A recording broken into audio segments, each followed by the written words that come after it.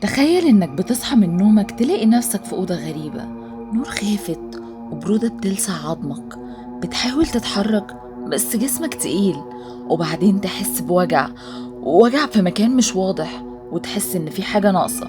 ده مش كابوس، دي حقيقة ناس كتير عاشوها بعد ما باعوا واتسرق منهم جزء من جسمهم.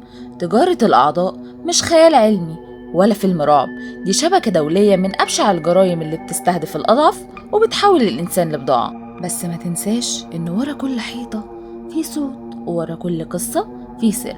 أنا رحمة السروجي، ودي قصة النهاردة من بودكاست ورا الحيطة.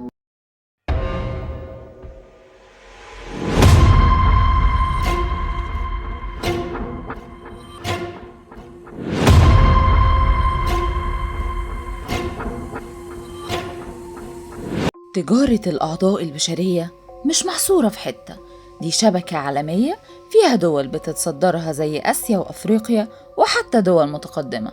إيران مثلا الدولة الوحيدة اللي بتقنن بيع وشراء الأعضاء، بس بين مواطنينها بشكل محدود كده. القصة دي بتصير جدل كبير حوالين الأخلاق والإنسانية. منظمة الصحة العالمية بتقول إن بين 5% و10% من عمليات زراعة الأعضاء في العالم غير قانونية. يعني ورا كل عملية ناجحة في جسم اتبعتر وروح اتكسرت. الهند مثلا بقت مشهورة بسياحة الأعضاء بسبب رخص العلاج والدكاترة الشاطرين، لكن تحت الترابيزة السوق شغال. ونيجي لدولة باكستان، هنلاقي إن فيها أكتر الناس الفقراء بيبيعوا كليتهم علشان لقمة العيش، ودي كلها مقدمة للفظاعة اللي جاية. نيجي بقى للدولة رقم 1 في تجارة الأعضاء، وهي الصين. مكان تقدر تلاقي فيه أي عضو في أي وقت. هنا ما كانش حد فاهم الصين بتجيب كل الكمية دي ازاي، لحد سنة 2001 لما دكتور جلدية في مستشفى عسكري هرب على أمريكا وطلب اللجوء السياسي. ومش بس كده، ده كمان طلب يتكلم قدام الكونجرس وقال مش هتكلم غير قدامه. وده كان غريب وقتها لأن الدولتين أعداء لبعض. وهنا اعترف بالحقيقة وقال إن الجيش الصيني بيتاجر بأعضاء المعدومين. أول ما يتنفذ الحكم بيهجم عليهم فريق من الدكاترة وياخدوا الكبد والقلب والعين، ده حتى الجلد بيخلوه من غير أي حاجة في جسمه. أي حاجة يقدروا يشيلوها بيشيلوها ويروحوا يبيعوها. وعشان كده ما كانش بيتم تسليم الجثة للأهالي، لأن بيكون خلاص ما بقاش في جثة، بيحضروا المحرقة وخلاص على كده. فتخيل إن 95% من الأعضاء اللي بتتباع في الصين مصدرها المعدومين.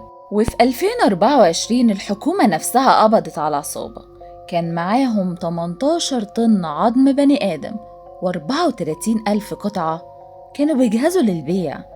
كانوا بيشتغلوا مع منظمين الجنازات وبيسرقوا العظم والغضاريف.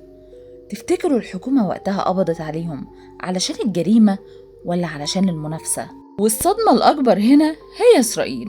عندهم أكبر بنك جلد في العالم، مخزون 170 متر مربع من جلد البني آدمين. والغريب هنا إنهم أصلا مش بيتبرعوا بالأعضاء، هما مش بس بخلة لكن حرام عندهم. يبقى الجلد ده تفتكروا جه منين؟ أيوة، زي ما جه في بالك دلوقتي، من الفلسطينيين. الشهيد أول ما يقع بيروح على معهد الطب الشرعي. المدير هناك مشهور بسرقة الأعضاء من جثث الشهداء والعمال الأفارقة. ولما اتكشف حصل تفتيش، لقوا تلاجات مليانة أعضاء بشرية واعترف، لكن الحكومة لا أعدمته ولا أمرت حتى بسجنه، عملت مجرد لفت نظر. أو يمكن لأنه مش شغال لوحده. هل فعلا حياة الإنسان عندهم أرخص من جلد بيتباع؟ الصدمة ما وقفتش بس لحد هنا. الصدمة الأكبر إن مصر ضمن أشهر 5 دول في تجارة الأعضاء. تقارير رسمية قالت إننا بقينا مركز عالمي للسماسرة في البشر. في 2016 الحكومة كشفت شبكة كبيرة من دكاترة وممرضين وأصحاب معامل بيعملوا العمليات في مستشفيات مرخصة.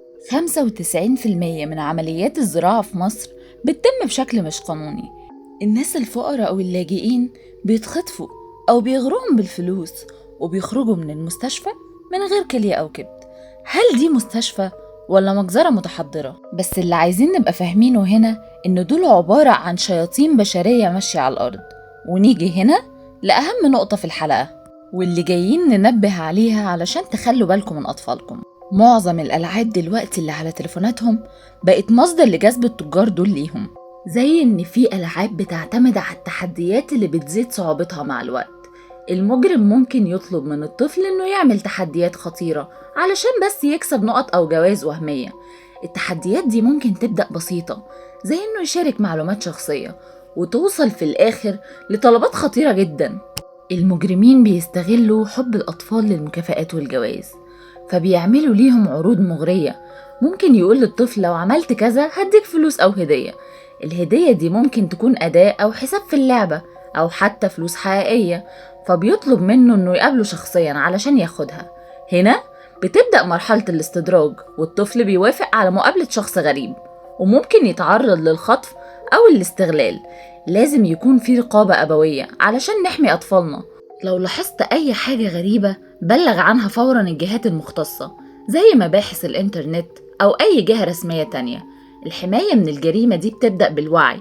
لو أنت محتاج عضو، الطريق الوحيد الآمن هو التبرع القانوني من خلال المستشفيات الحكومية أو المؤسسات المرخصة، وإنك تبعد تماماً عن أي عروض مجهولة المصدر على الإنترنت.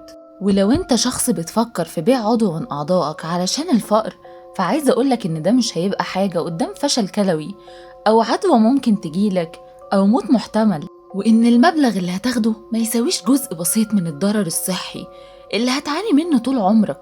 القانون المصري بيعاقب تجار الأعضاء بالسجن المؤبد، وفي بعض الحالات ممكن يوصل للإعدام. يعني الجريمة دي ليها تمن كبير جدا. تجارة الأعضاء جريمة في حق الإنسانية، وعلشان نوقفها لازم كلنا نكون جزء من الحل. التوعية والتبليغ عن أي شبهة ودعم التبرع القانوني هو ده الطريق الوحيد علشان نوقف وحوش الظلام دي ونحمي الأرواح من إنها تتحول لبضاعة. الجثة اللي ملهاش اسم مش دايما من المشرحة، ساعات بتكون من الشقة اللي جنبك، من صاحبك اللي اختفى فجأة ومحدش اتكلم عليه، في سوق مفتوح ملوش سقف ملوش رحمة. كل حاجة بتتباع، حتى قلبك وانت لسه عايش. وانت اللي قاعد بتسمعني، فكرت مرة ان الدور ممكن يجي عليك تلاقي نفسك على ترولي في أوضة باردة جنب ناس بتضحك؟ مش دكاترة، دول جزارين، ولما اسمك يتكتب مفيش حد هيسمع صريخك. وفي نهاية حلقتنا أتمنى تكون القصة عجبتكم. لو قلبكم لسه ثابت ومكملين معانا، ما تنسوش تشتركوا في القناة وتفعلوا الجرس علشان يوصل لكم كل صرخة جديدة من ورا الحيطة. أنا رحمة السروجي، وده بودكاست ورا الحيطة.